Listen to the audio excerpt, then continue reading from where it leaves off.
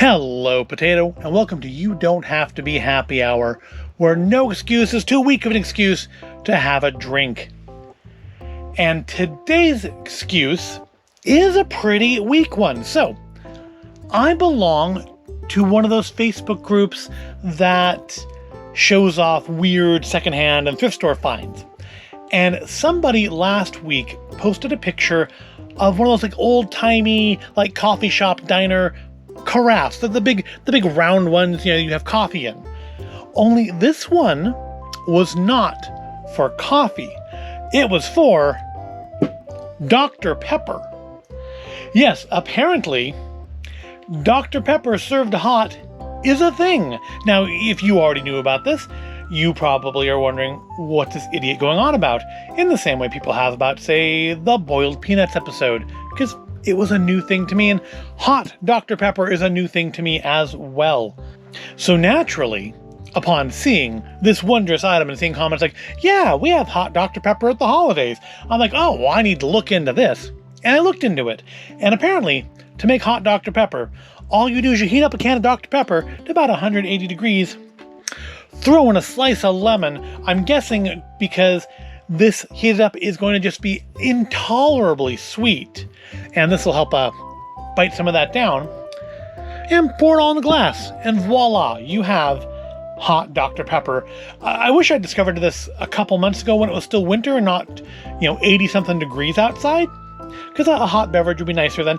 And I mean, thinking about it, this makes me think a lot of glog, G-L-O-G-G. It's got the little circles over the O, I think. Maybe it's glug. And I've never had real authentic glog.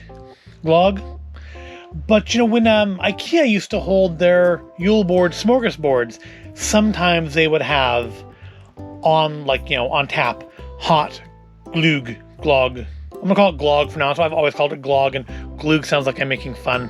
Hot glog, and it's really sweet, but it's not bad. Apparently, it's also can be served alcoholic. Obviously, IKEA is not just piping it out in their buffet as an alcoholic beverage.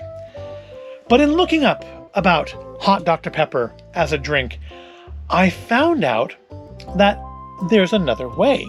Much like glog is, I believe, meant to be served alcoholic, by adding a mere shot of rum, and I can think of nothing more appropriate to hold my spirits than my Haunted Mansion mini glass.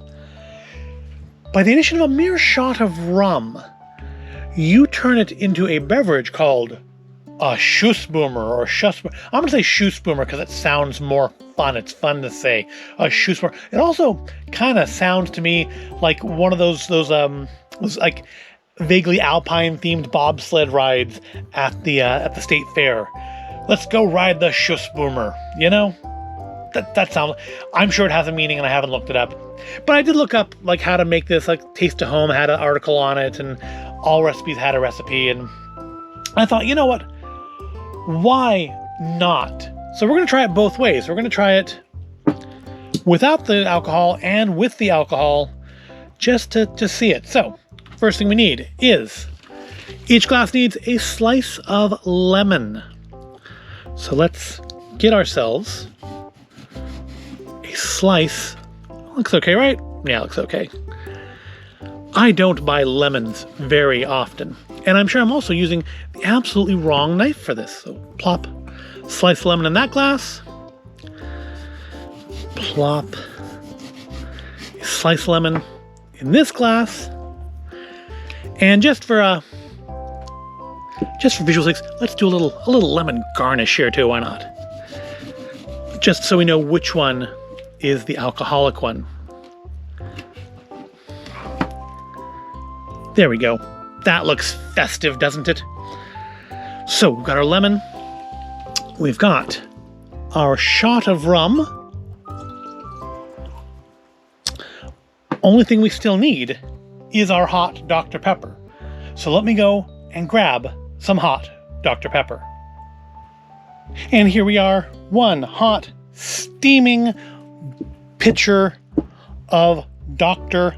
Pepper, fresh from the stovetop.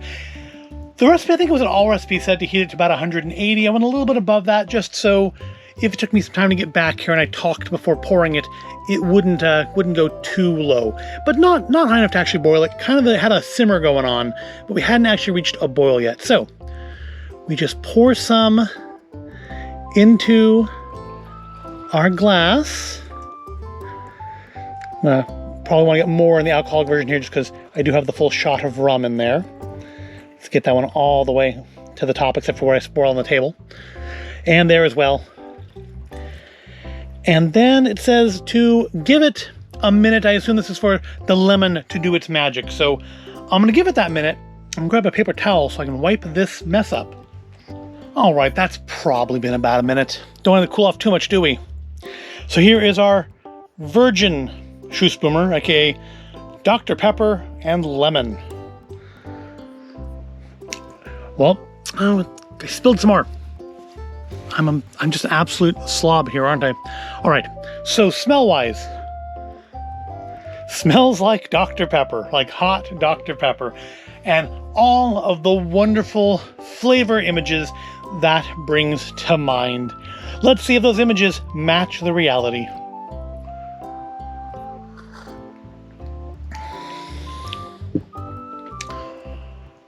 Well, I'm going to be honest, that is nowhere near as bad as I thought it was going to be. The lemon actually does exactly what I thought it was going to do. It does kill a little bit of that sweetness. Maybe boiling it boiled some off too. I don't think sugar works that way. Usually things get sweeter when you boil them down, but it's not awful. And I can taste the lemon. The lemon definitely does a job in there. You can taste the lemoniness to it. It's really not atrocious. Now, am I going to be sipping hot Dr. Pepper come Christmas Eve? No, probably not. But that is nowhere near as bad as I thought it was going to be. So it gives me high hopes for our adult version here. And the whole reason for this video, really. The Schuss-Boomer. Come on, kids. Let's ride the Schuss-Boomer. Dr. Pepper, lemon, and rum. Smooth, dry rum.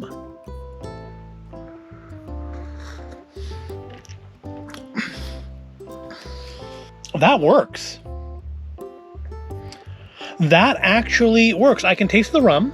You can also see that I spilled some over here as well.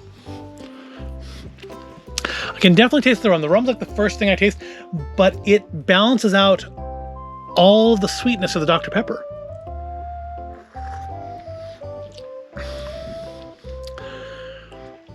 You do get the lemony notes or the citrusy notes of the lemon. That actually works as a beverage. The Schuss-Boomer is not an awful ride.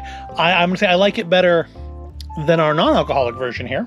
I may have to revisit this, maybe come the holidays, try some other Schuss-Boomer ideas, try it maybe with like different Dr. Peppers or with different kinds of rum. This is a thing. This is a thing that works. I am absolutely shocked. I thought this would just be like a stupid waste of a can of Dr. Pepper, but it's not. It works. Hallelujah. This may be one of the happier You Don't Have to Be Happy hours. But again, I do wish I had learned about this before spring had fully set in, like back in January, where a nice hot beverage would be most welcome at pretty much any time of the day. And right now it's a little warm for it, but that's not bad. Nearly boiling Dr. Pepper, slice of lemon, a shot of rum. I'm shocked. I'm shocked that that's actually decent. Well, I'm going to go finish my beverage. I may maybe just add some rum to this one too, just to even them out. But I hope you found this at all interesting or entertaining. If you did, please give the video a like. Make sure you are subscribed to the channel. And remember, try new things. I mean, wow. Bottoms up. And I'll see you in the next video.